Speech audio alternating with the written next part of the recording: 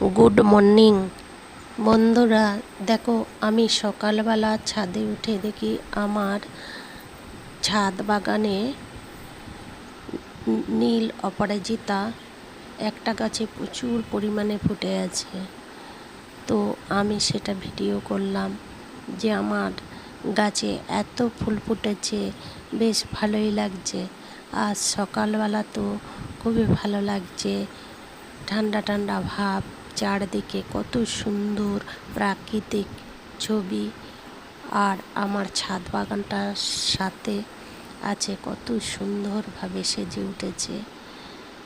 তো এত সুন্দরভাবে ফুলগুলো ফুটে আছে, আমি ভিডিও না বানিয়ে থাকতে পারলাম না। তো বন্ধুরা দেখো, থোকা নীল অপরাজিতা কত সুন্দর।